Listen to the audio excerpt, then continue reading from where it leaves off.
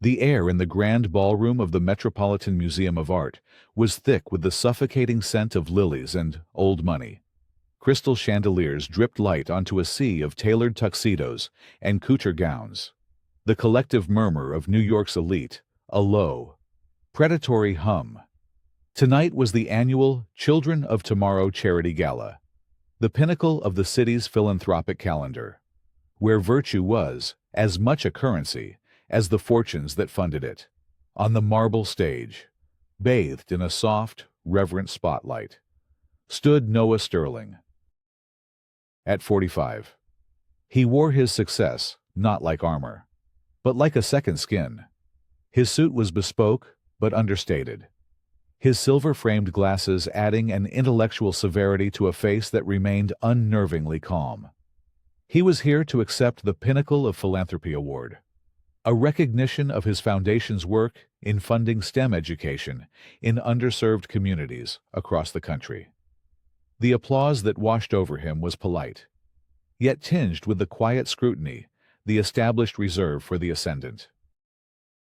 Mr. Sterling's commitment is a testament to the new face of American enterprise. The presenter, a silver-haired senator, was saying, "He has built an empire not on inheritance, but on innovation. He shows us that the American dream is not a relic of the past, but a promise for the future." Noah stepped to the podium, the warmth of the light a stark contrast to the cool control he projected. He looked out at the faces, some smiling, some impassive, all calculating. He saw the board members of rival corporations, the banking scions whose families had run Wall Street for a century, the media moguls who could build a reputation or shatter one with a single headline. He began to speak, his voice even and measured, a resonant baritone that commanded attention without demanding it. "Thank you, Senator. True philanthropy isn't about writing a check. It's about building a ladder. It's about ensuring that the opportunities I was given are not exceptions, but expectations for every child, regardless of the zip code they were born into." His words were met with another wave of respectable applause. He was in his element, a master of a world he had conquered through sheer intellect and will. But as he prepared to step away, the master of ceremonies returned to the microphone. "And now, we have a special presentation, an award to honor a family whose name is synonymous with the very bedrock of this city's history. Please welcome Mr. Gregory Shaw, who will be accepting a posthumous legacy award on behalf of his grandfather, the late Alistair Shaw." A different kind of applause filled the room, now deeper, more assured. This was for one of their own. Gregory Shaw strode onto the stage, a man of 55 who wore his lineage like a crown. His navy suit was impeccably tailored, his smile a well-practiced display of patrician charm. He accepted the heavy crystal award, his gaze sweeping the room before it settled, with deliberate precision, on Noah. "My grandfather believed in foundations," Shaw began, his voice smooth as aged whiskey. "He believed in building things that last, institutions, legacies, things built on solid ground, from materials you can trust." He paused, letting the words hang in the air. "It is truly remarkable, in this modern age, to see what can be built so quickly. Towers of glass and steel that seem to spring up overnight." The room grew quiet. The subtext was as clear as the diamonds on the dowagers' necks. Shaw's eyes, cold and blue, remained locked on Noah. "Of course," he continued, a thin smile playing on his lips, "my family has always valued tradition over ambition. We believe that how something is started matters. The integrity of its origins defines its future. It is a lesson some are fortunate enough to inherit, while others, well, others must learn it for themselves." He raised his award slightly. "We are honored that you remember the importance of a foundation built on rock, not sand. Thank you." A stunned silence fell over the ballroom. It was a masterful assassination, delivered with a smile. Shaw hadn't mentioned Noah's name, but he didn't have to. Every person in that room knew about Noah Sterling's meteoric rise from the ashes of Detroit. Shaw had just publicly branded his entire empire, his life's work, as illegitimate a structure with a rotten foundation. The media tables at the back of the room buzzed, pens scribbling furiously. All eyes turned to Noah. They expected a reaction, a flash of anger, a defensive retort. Instead, they saw nothing. His face was a mask of placid control, his posture unchanged. He gave a slow, deliberate nod, a gesture of acknowledgement so devoid of emotion it was more chilling than any outburst. This was not weakness. This was the restraint of a man who understood that in this arena, the first to lose their composure loses the war. But beneath the glacial calm, a memory, sharp and searing, tore through him. The polite venom of Shaw's words dissolved the glittering ballroom and threw him back 35 years, to a cold, gray morning in Detroit. He was 10 years old, standing on a cracked sidewalk across from the smoldering ruins of what had been Sterling Steel, his father's small manufacturing plant. The air smelled of wet ash and despair. A crowd had gathered, their faces twisted with anger.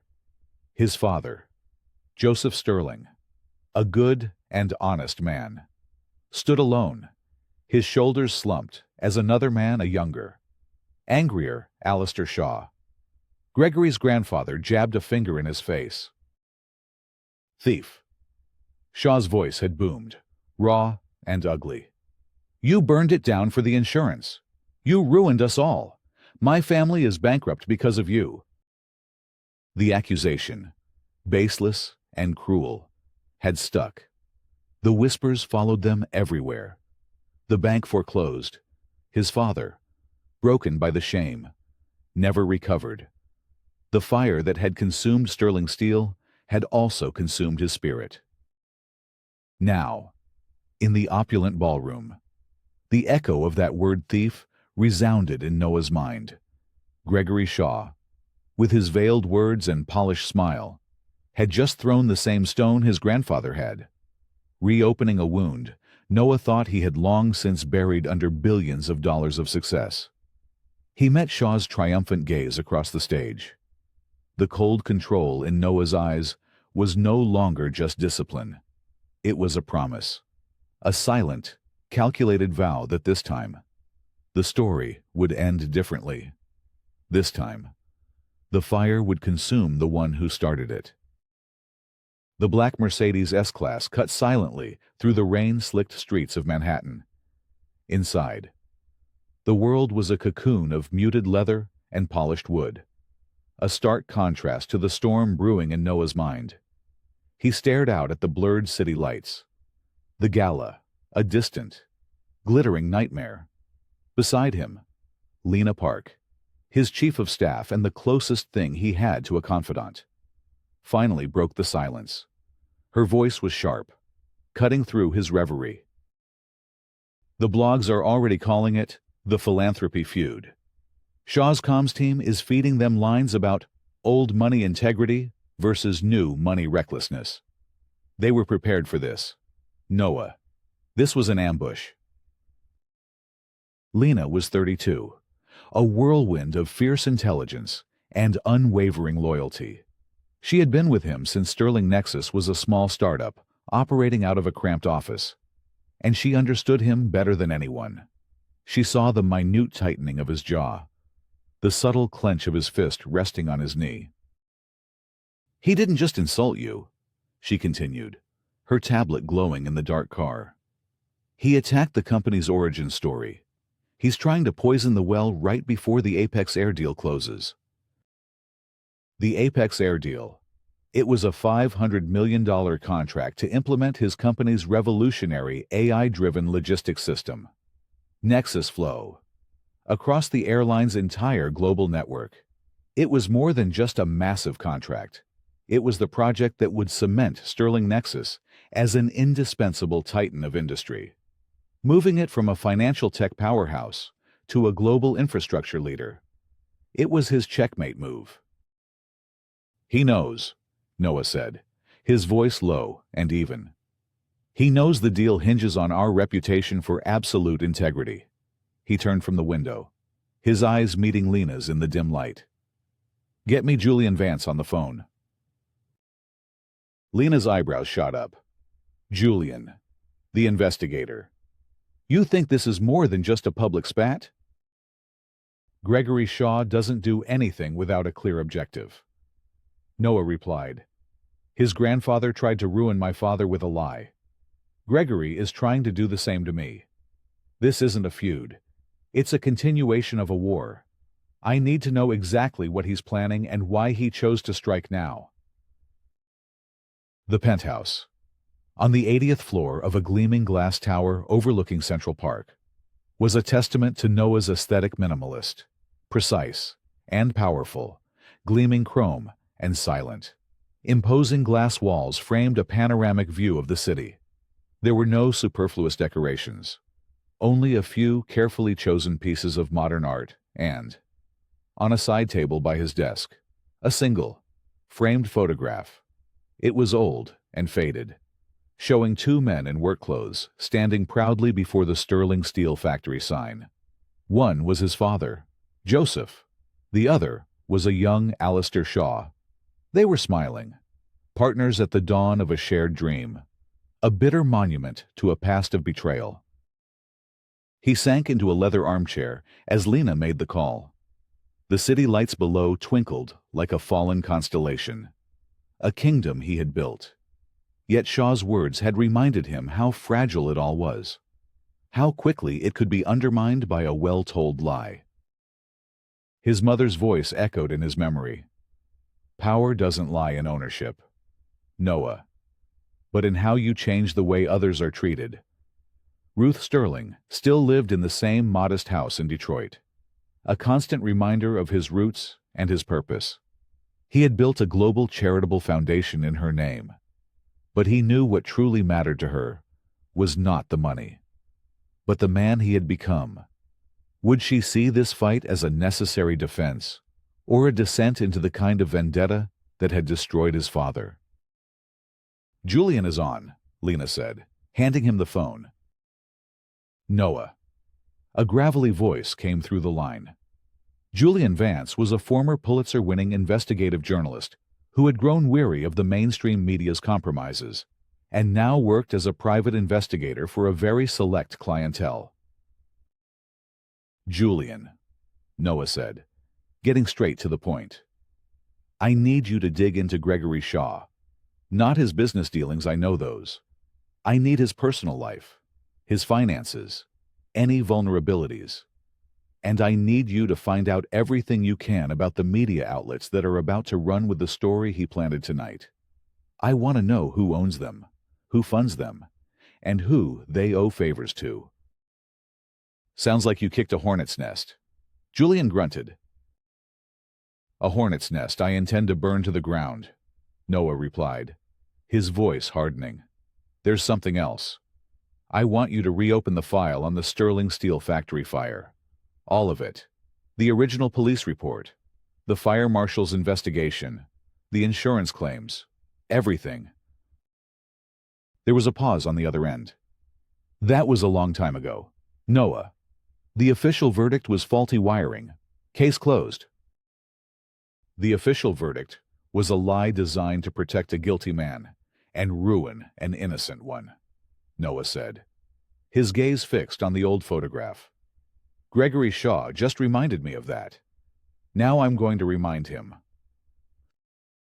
As he ended the call, his phone buzzed with an alert from a news aggregator. The first article had already dropped.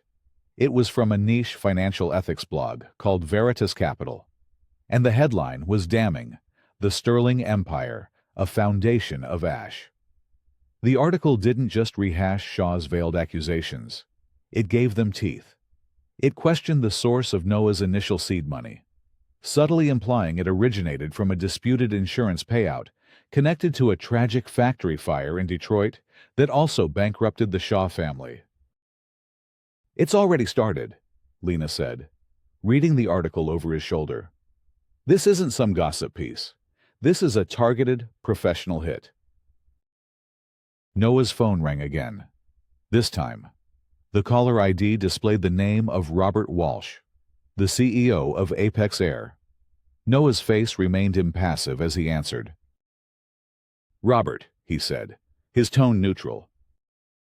"Noah." Walsh's voice was strained. "I just saw an article. I'm getting calls from my board. They're concerned about the optics." "It's a baseless smear. Robert, you know that." "I know you, Noah, but my shareholders know headlines," Walsh countered, his voice tight with anxiety. "Listen, we have a moral hazard clause in the preliminary agreement. We can't be seen doing business with a company whose foundational ethics are being publicly questioned. However unfairly, the board has decided we're putting the deal on hold pending the outcome of this situation." Noah felt a cold knot tighten in his stomach, but his voice remained steady. "I understand.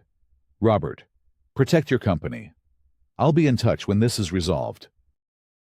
He hung up. The $500 million deal, his masterstroke, was frozen. Shaw had drawn first blood. An official-looking email pinged into his inbox. The subject line read, "Notice of Preliminary Inquiry, U.S. Securities and Exchange Commission." Lena read it aloud, her voice barely a whisper. "They're opening an inquiry into the financial origins of Sterling Nexus, citing public allegations of potential historical fraud." This was it. The inciting incident. Shaw hadn't just humiliated him. He had weaponized the media and the government to launch a full-scale assault.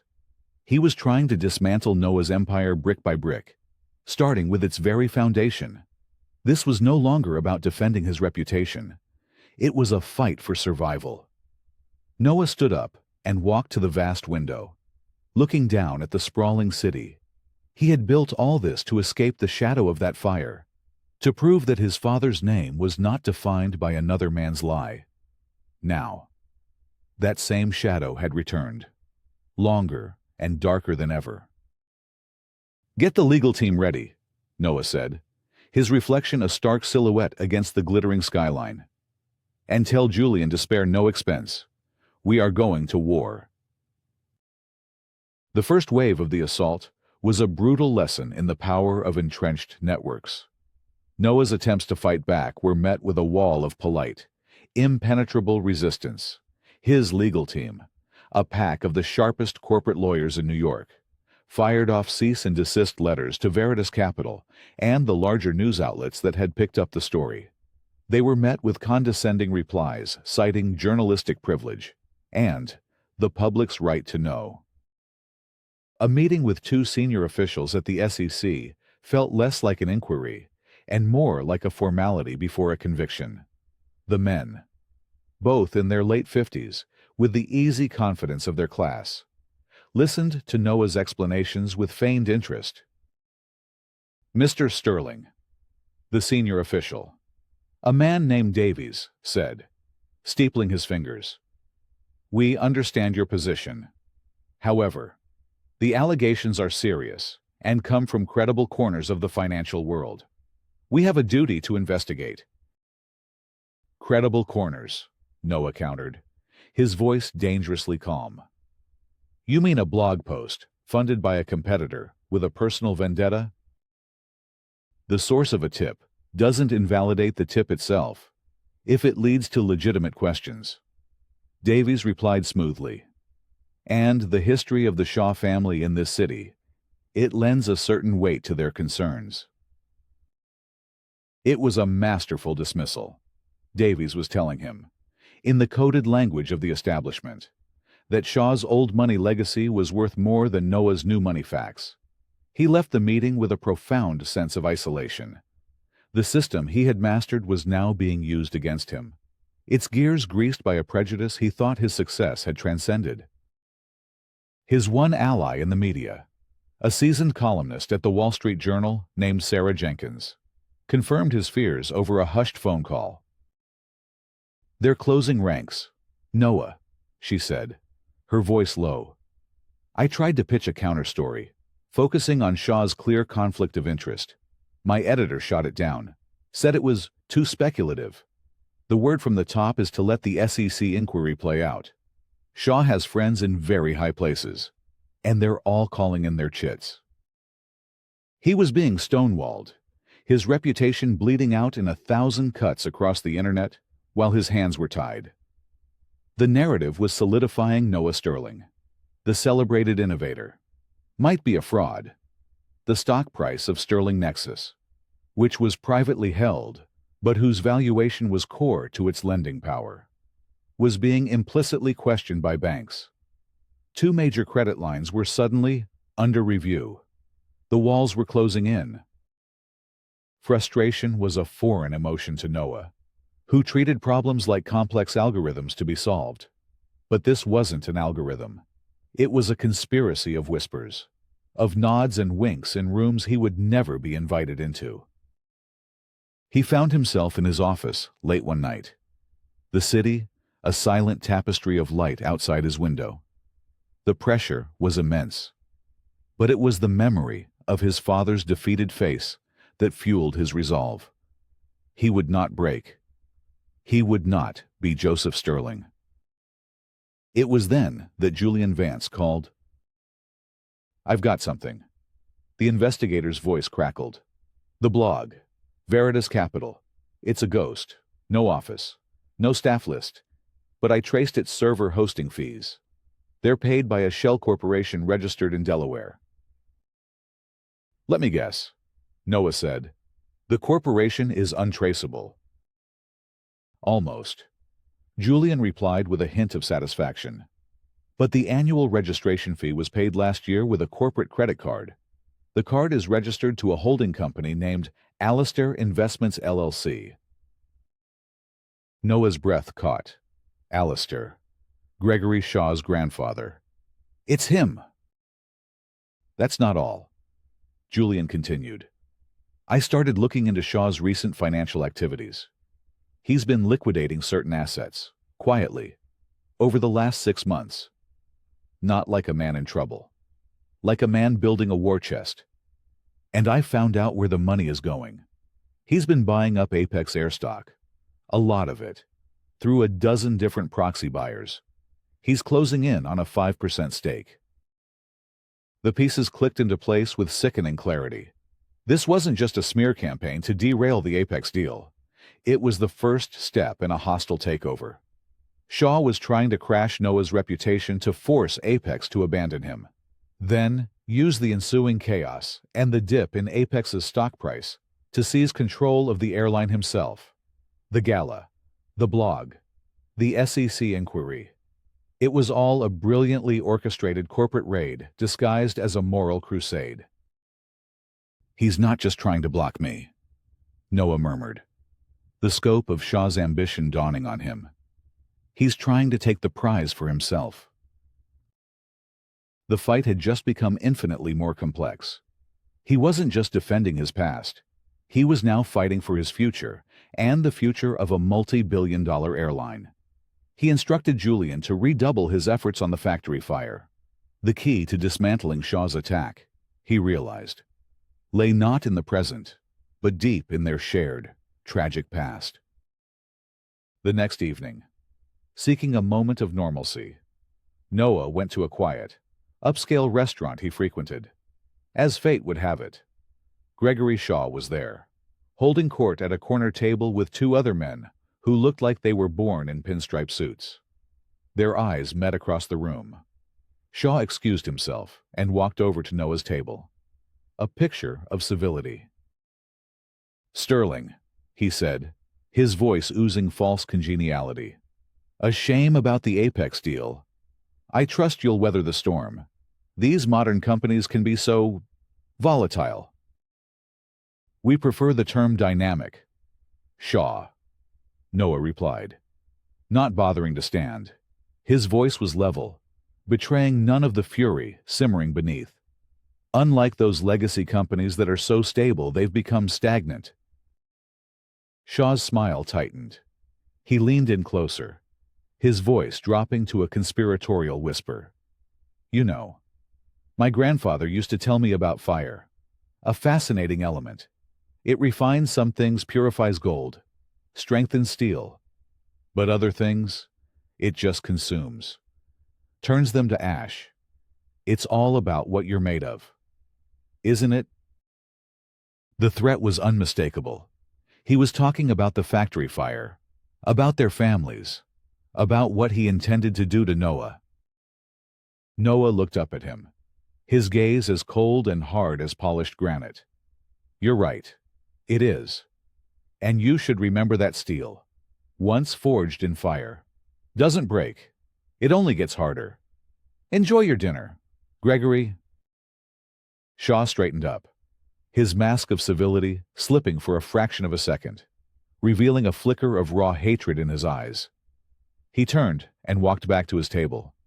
The patrons nearby, sensing the tension, fell into a nervous silence. Noah watched him go, the battle lines now drawn with absolute, terrifying clarity. This was a zero-sum game. One of them would be refined. The other would be reduced to ash. Days turned into a grueling week of strategic defense and clandestine offense, while Noah's legal team fought a holding action against the SEC. Julian Vance worked in the shadows, his digital breadcrumbs leading him deeper into the labyrinth of Shaw's life. The real breakthrough, however, came from an unexpected quarter. Lena, relentless and methodical, had been cross-referencing the guest list of the gala with Shaw's known associates. She found a name, Marcus Thorne, the gala's event coordinator. A quick financial background check revealed that Thorne, a man on a modest salary, had recently paid off a substantial gambling debt with a single cash deposit of $50,000. The deposit was made 2 days after the gala. It's too perfect. Noah, she said, her eyes gleaming with the thrill of the hunt. Shaw didn't just get lucky with that speaking slot. He bought it. Noah instructed Julian to focus on Thorne. It took the investigator less than 24 hours.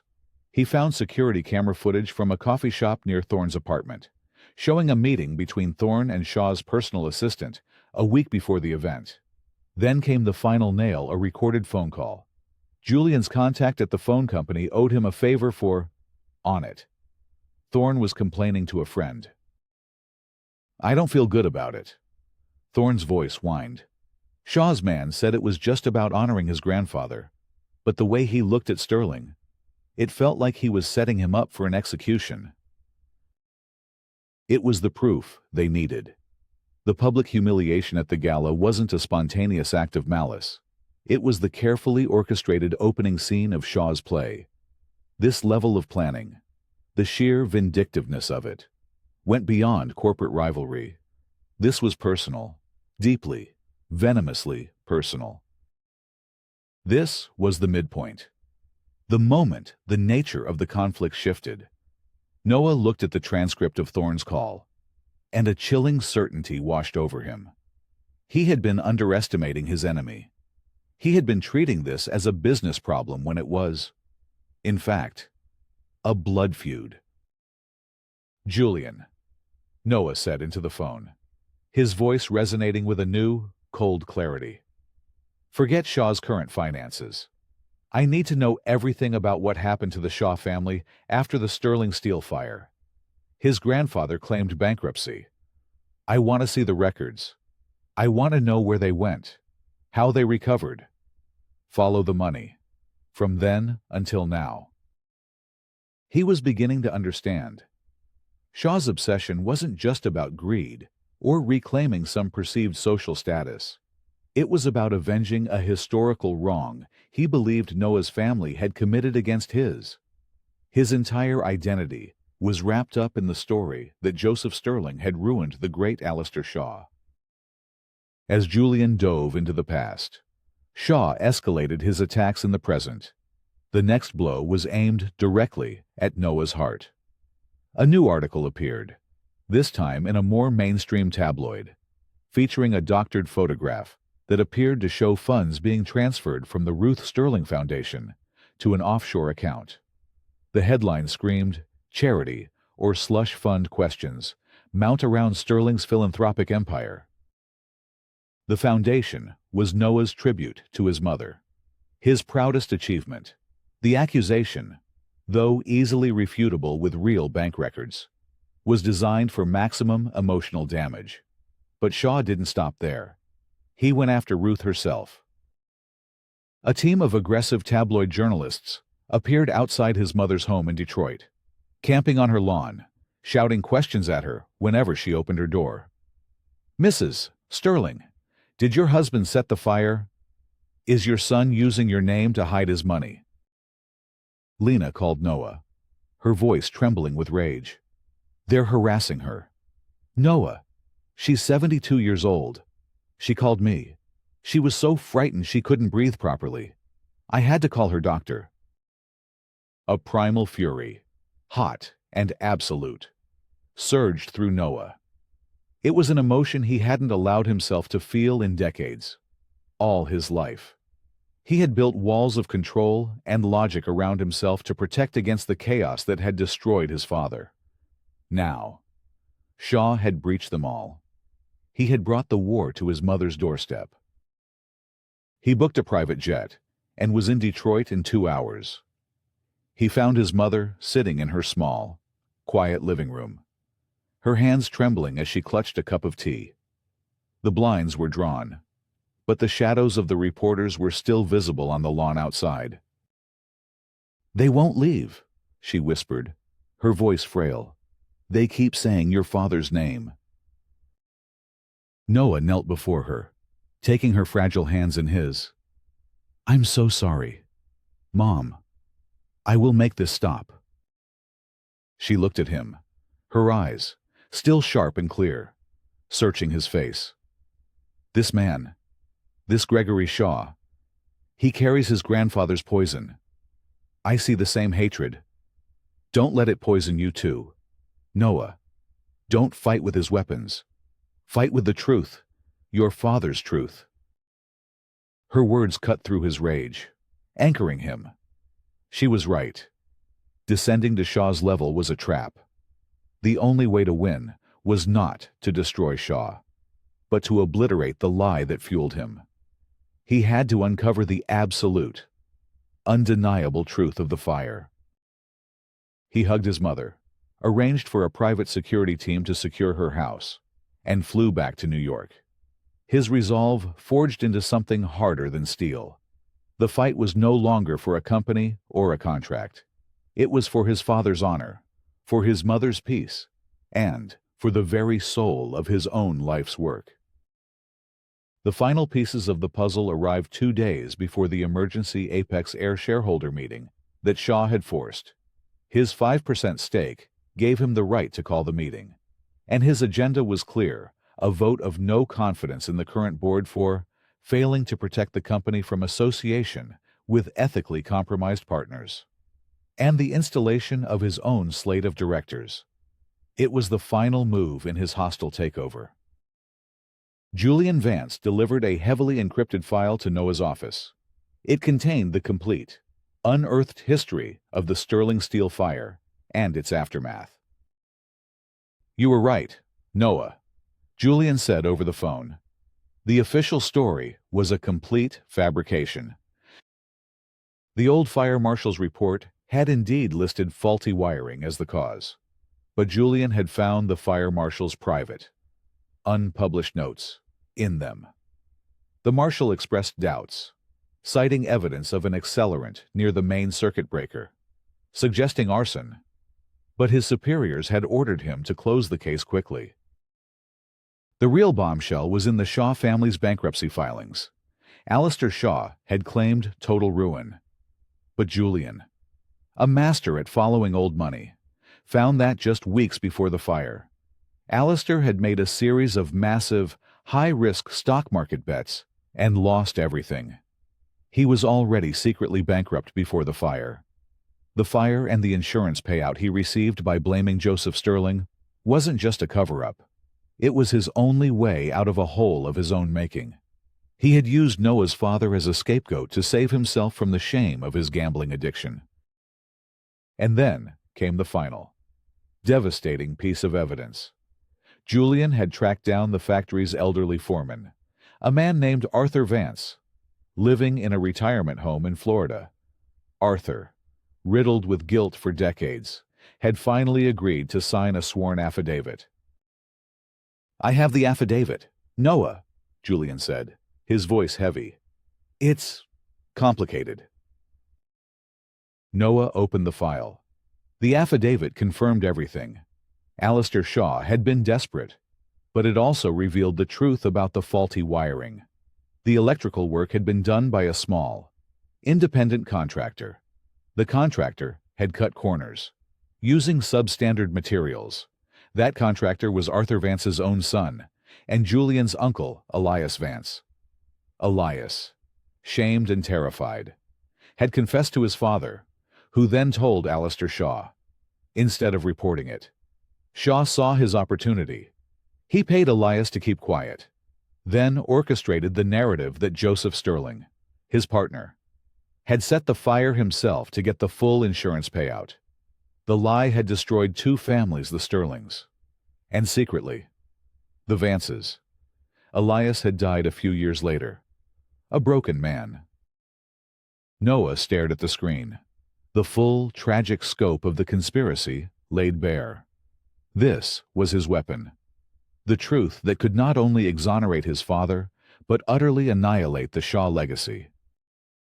But then, he saw the name again.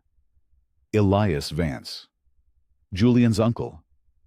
The man who had found this truth for him was tied to its ugliest secret. Revealing the entire story would not only destroy Shaw, but it would also disgrace the family of his most loyal ally. He was standing at a moral crossroads. He had the power to burn down everything Shaw stood for, but the fire might spread and consume the innocent as well. His mother's words came back to him. Don't fight with his weapons. He now held the truth in his hands. The question was, what was the right way to use it? Full, scorching vengeance, or a more precise, compassionate form of justice? The answer would be decided in 2 days, in a glass room high above the city, with the whole world watching. The storm broke over Manhattan, just as the emergency shareholder meeting for Apex Air was called to order. Rain lashed against the floor-to-ceiling windows of the 60th floor boardroom, and distant thunder rumbled like an omen. Inside, the atmosphere was electric with tension. The room was packed with investors, board members, and a gallery of live-streaming media, their cameras capturing every flicker of expression. Gregory Shaw stood at the podium, the picture of old money confidence. He delivered a masterful performance, his voice resonating with feigned concern. He spoke of legacy, of stability, of the sacred trust between a corporation and the public. And that is why this board's decision to associate with a figure like Noah Sterling represents such a grave threat to our airline. He concluded, his gaze sweeping the room. The cloud of suspicion hanging over Mr. Sterling and his company is not just a matter of bad press. It is a cancer on our reputation. I am not here to tear Apex down. I am here to rescue it, to restore it to a foundation of unimpeachable integrity. His words were met with a murmur of serious consideration.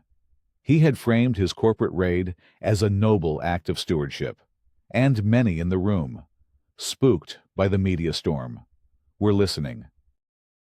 As Shaw returned to his seat, the chairman called the next speaker. We will now hear from Mr. Noah Sterling. Noah rose and walked to the podium.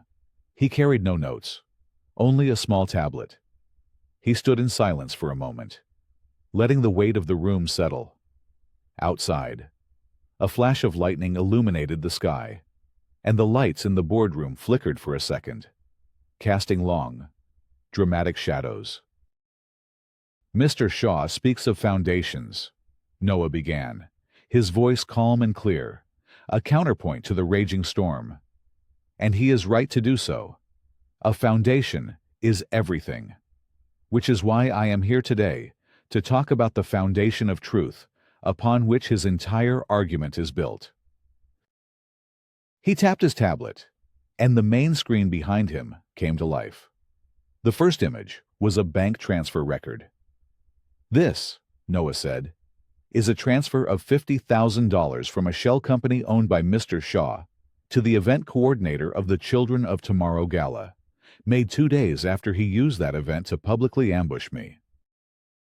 Gasps rippled through the room. His attack was not a spontaneous defense of integrity. Noah continued, his voice as sharp as glass. It was a paid performance, the first step in a meticulously planned campaign of misinformation. He swiped the screen. An intricate web of shell corporations and offshore accounts appeared, all leading back to Shaw, all used to fund the smear campaign and to secretly acquire Apex airstock. This is not the behavior of a rescuer. This is the playbook of a predator. Shaw's face had gone pale, his confident smirk replaced by a rigid mask of fury. These are fabrications, lies. The SEC, who I have already forwarded this entire dossier to, will be the judge of that, Noah said coolly, not even glancing at him. The room was deathly quiet now, all eyes locked on the screen. But Mr. Shaw's deception did not begin a few months ago, Noah said, his voice lowering, becoming more personal. It began 35 years ago, in the ashes of a factory fire in Detroit. He brought up a black and white photograph of the Sterling Steel factory. Mr. Shaw's narrative, the one he has built his entire life upon, is that my father, Joseph Sterling, burned down our shared business to defraud his partner, Alistair Shaw. This is the lie that has fueled his vendetta against me. He paused, letting the weight of the accusation hang in the air. And today, that lie ends. The screen changed to display a scanned document, the fire marshal's original. Suppressed notes, citing evidence of arson. Then, Alistair Shaw's personal financial records from the months leading up to the fire, showing catastrophic gambling losses and secret bankruptcy. The truth, Noah declared, his voice ringing with the force of decades of suppressed pain, is that Alistair Shaw was already ruined. He didn't lose his fortune in the fire. He used the fire to hide the fact that he had already lost it. He needed a scapegoat to collect the insurance money and avoid the shame of his own failure. And he chose my father. A wave of shock rolled through the audience. Gregory Shaw was on his feet, his face contorted with rage. "You dare to slander my grandfather's name!" "I am here to restore my father's," Noah shot back, his composure finally cracking to reveal the raw emotion beneath. "And I have proof." He looked down at the tablet in his hand. On it was Arthur Vance's full, sworn affidavit. He could, with a single tap, display it for the world to see, revealing the final, ugly secret of Elias Vance's role and the Shaw family's cover-up. He saw Julian in the back of the room, his face tense, prepared for the blow. This was the moment, vengeance or justice. Noah took a deep breath. His mother's voice was in his head. Fight with the truth. But what part of the truth was necessary? He looked directly at the shareholders, at the cameras, and made his choice. The final piece of this story comes from a sworn affidavit from the factory's foreman. He said, he did not display the document. He became its narrator. In it, he testifies that the fire was indeed caused by faulty wiring, installed by a third-party contractor who used substandard materials. He testifies that he informed Alistair Shaw of this fact before the fire became a catastrophe. Alistair Shaw knew my father was innocent. He had proof. But he chose to bury that truth and create a lie, paying the contractor for his silence and publicly blaming his partner. He framed an innocent man to cover his own debts and deceit. He had done it. He had exonerated his father and condemned Alistair Shaw without ever having to say the name Elias Vance. He had wielded the truth like a scalpel, not a sledgehammer.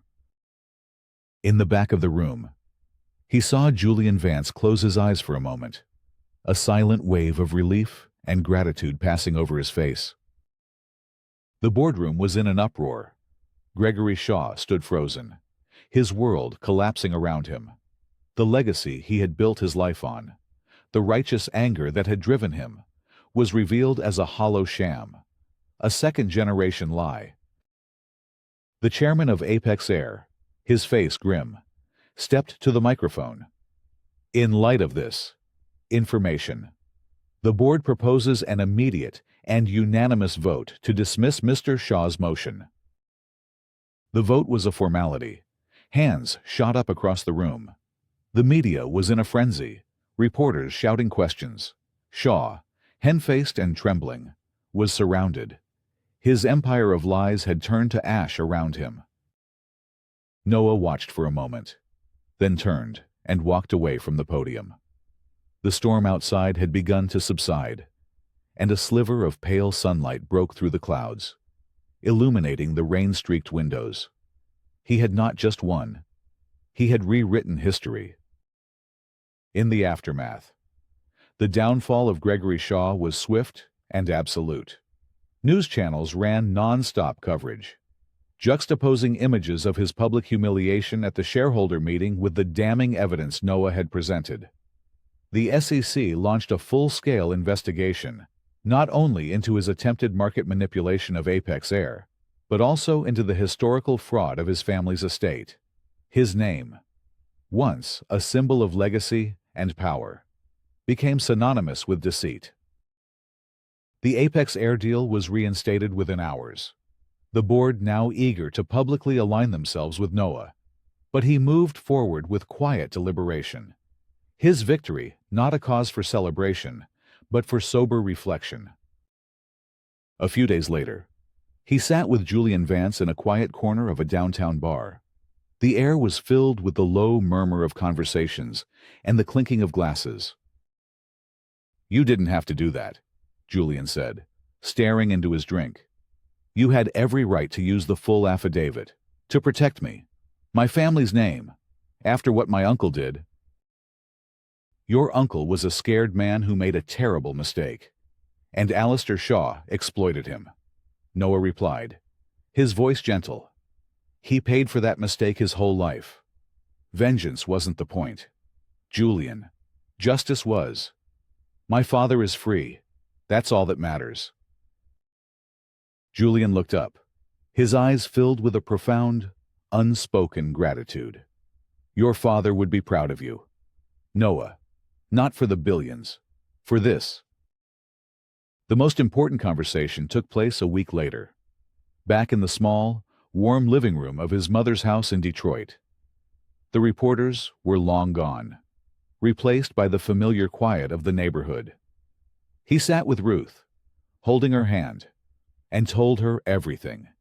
He explained the truth about the fire, about Alistair Shaw's betrayal, and about Joseph Sterling's complete innocence. She listened in silence, tears streaming down her weathered cheeks. They were not tears of sorrow, but of release. A burden of shame she had carried for nearly 4 decades was finally lifted. "He knew," she whispered, her voice thick with emotion. "All those years, when people would whisper, when he couldn't find work, your father knew he was innocent. But he couldn't prove it. The lie was too powerful." She squeezed Noah's hand. "You did it, son. You gave him back his name." In that quiet, sunlit room, surrounded by the memories of his childhood, Noah felt a sense of peace he had never known. The victory in the boardroom felt hollow compared to this. This was the true resolution. Months passed. The seasons turned. The scandal faded from the headlines, replaced by new ones. Sterling Nexus closed the Apex Air deal, and the Nexus flow system was already revolutionizing their logistics. But Noah's focus had shifted. One crisp autumn morning, he stood on a newly cleared plot of land in Detroit. It was a barren, windswept place. But to Noah, it was sacred ground. It was the former site of the Sterling Steel Factory. A small crowd had gathered community leaders, local journalists, and families from the neighborhood. Noah stepped up to a simple podium. 35 years ago, he began, his voice carrying over the wind. This ground was the site of a tragedy, a place of accusation and loss. A fire destroyed a business, but the lies that followed destroyed families. For too long, this land has been a monument to a painful past. He paused, his gaze sweeping over the faces before him. Today, that ends. Today, we begin to build again, not with steel and iron, but with opportunity and hope. He unveiled a large architectural drawing. On this site, we will build the Sterling Shaw Foundation for Ethical Entrepreneurship. It will be a center dedicated to providing seed capital, mentorship, and legal support to small business owners from underserved communities. We will teach that success built on integrity is the only kind that lasts. We will turn this place of ashes into a place of creation. He was reclaiming the ground of his family's trauma and transforming it into a legacy of healing. This was the final act of his victory, not revenge, but restoration, true empowerment. After the ceremony, as the crowd dispersed, Lena handed him a thick, cream-colored envelope. This came by courier this morning. No return address. Noah opened it. Inside was a handwritten letter on elegant stationery. Mr. Sterling, my name is Eleanor Shaw. I am Gregory's younger sister.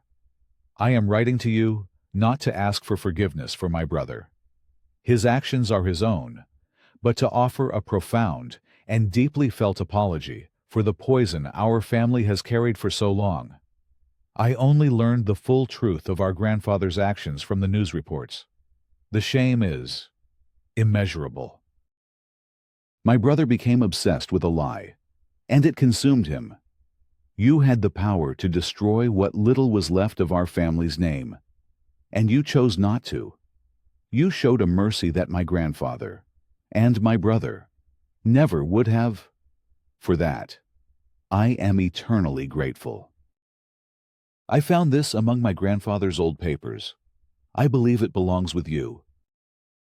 Tucked inside the letter was the original, faded photograph Noah kept a copy of on his desk. It showed his father, Joseph Sterling, and a young Alistair Shaw, shaking hands in front of their new factory, their faces alight with hope and shared ambition. A relic from a time before the lies, before the fire. Noah stood on the foundation's new ground, the cool autumn wind on his face, holding the old photograph. He looked from the image of the two young partners to the future he was now building from the ashes of their broken dream. The cycle of vengeance was over. The work of healing had begun.